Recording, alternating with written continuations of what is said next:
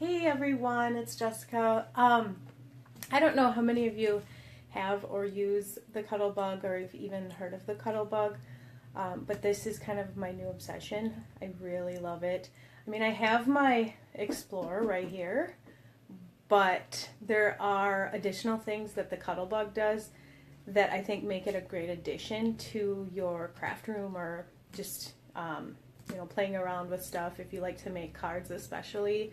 Or if you want to add embellishments to decorations around your house or picture frames or whatever. Anyway, the Cuttlebug, I don't know why, it just got me addicted. So I thought I would share with you what it is, how you use it, and just one kind of example cut using the Cuttlebug. So first of all, this is the Cuttlebug, this little tiny machine. This is it.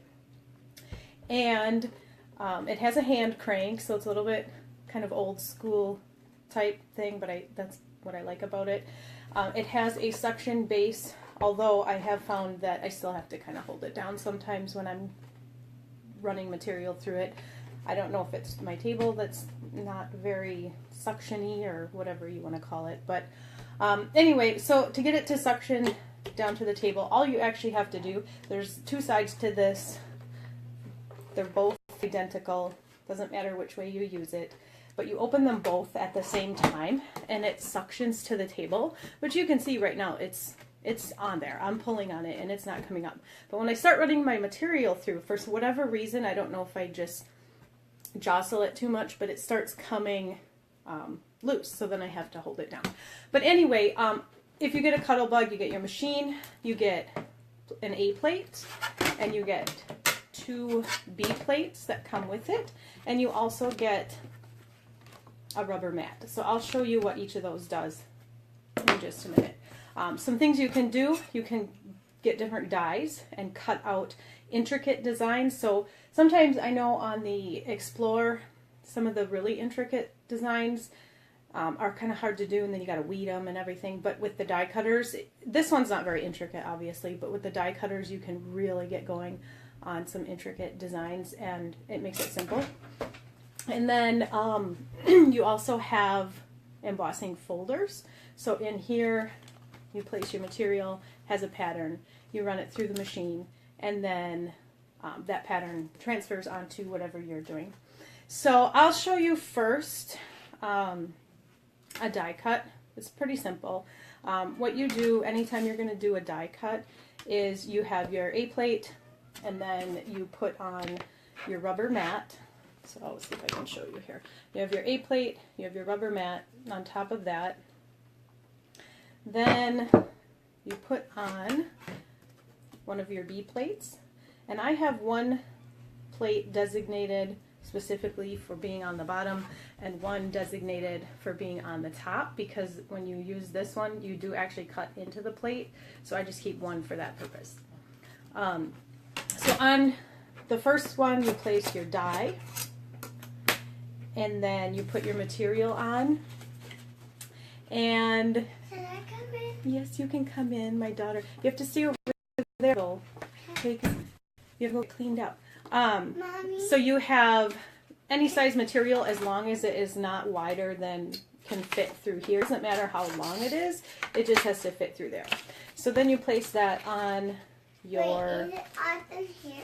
Austin is not here, honey. You place that on your die. I'm going to stand up. You won't be able to see me, but I want to be able to kind of show you this. So you have your plates, you have your die, and then you place your material on there. Obviously, this is just a scrap piece of paper. Honey, don't stand over here. You don't have any clothes on. Please go over there. You place your material on. I just grabbed a scrap piece for demo purposes, so if you're really doing a project, you want to make sure that it fits. This one is obviously not as wide, but if I turn it, I turn my die, then it should fit. So you can turn them any way you want. So if I place that on there, I place my final plate on top, and then I'm going to run the whole thing through the machine. Okay, here you go. Take it out in the living room, okay? Okay. You place the whole thing in the machine, and I usually have to kind of hold it to get it started, but then you just start cranking. It goes through, I push down because like I said, it usually comes loose. You will hear some cracking, that's normal. It cuts into that top plate, that's normal. And then you just pull it out and you remove. You have your designs cut out from your die. This one happens to be a little bow that you can place on a gift or a card. I have little hands trying to grab everything here, as you can see. So anyway, you just bend it over and it makes a little bow. Very easy, very simple. To emboss, another very simple process. I will use half of my bow that my daughter just stole because she likes to have all this fun stuff too. But Mommy, you just use your bow broke. It's okay, we can fix it. Here, you hang on to that one. You use the embossing folder. So again, you start with the A plate, you put a B plate on, and this time you do not need the rubber mat. Mommy, you just use your folder. Thank you, hon. I'll do that one next, okay? No, do it now. Do it now? Okay. So here's what the bow looks like. You fold it over and then the little ribbon piece goes behind. So I'm going to emboss this. I guess we have to do all of them per my daughter's instructions. You stick it in the folder. Again, it doesn't matter how it goes in there. Just kind of line it up with where you want the design. This one has hearts on it, so it's just going to show imprint hearts all over my piece of paper. So then you put your embossing folder on the A and B, and you put your other B plate on top. And again, you just run it through the machine and pull it out the other side.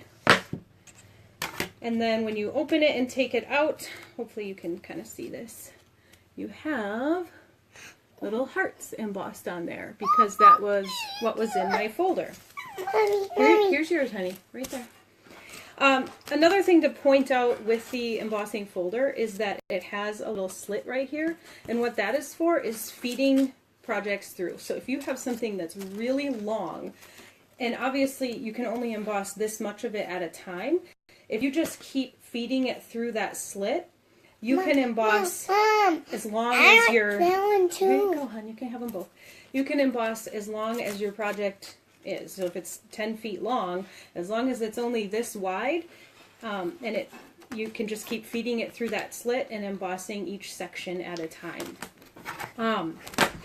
I will end up doing probably a blog post kind of showing some different projects on using this because it's very, like I said, it's very addicting. I have a ton of dies and embossing folders now, and it's so much fun, and it's simple. You don't need any cartridges, you don't need to use design space, you don't need anything.